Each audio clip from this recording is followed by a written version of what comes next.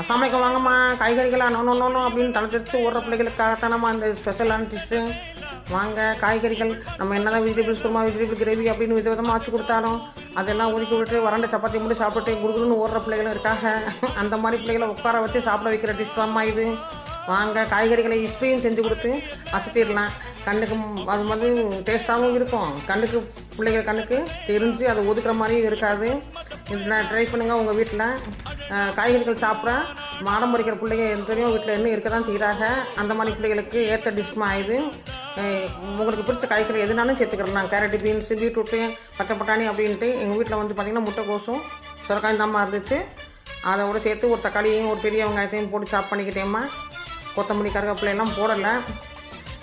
இஞ்சி வெள்ளைப்பூடி பேஸ்ட்டு, கறி மசால் பொடி, மிளகாய் பொடி, மல்லிப்பொடி, மிளகு சீரகப்பொடி போட்டு உப்பு தூவி அழகாக ஒரு தயிர் இருக்குது பார்த்திங்கன்னா, அது போட்டு தயிரில் அந்த கிணத்துல மட்டும் தண்ணி கொஞ்சம் அலசி ஊற்றிருக்கேம்மா. காய்கறியில் ஈரப்பதம் நிறைய இருக்கிறனால கொஞ்சம் கொஞ்சமாக பார்த்து தாம்மா தண்ணி ஊற்றி பெசரி வைக்கணும்.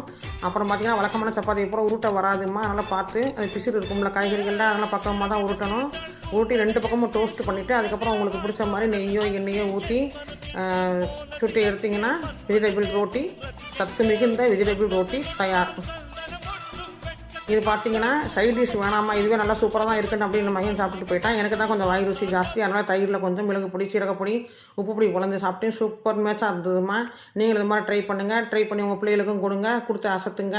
இந்த வீடியோ பிடிச்சா லைக் பண்ணுங்கள், ஷேர் பண்ணுங்கள், சப்ஸ்கிரைப் பண்ணுங்கள். Have a nice day. வாங்க சாப்பிட்லாம்.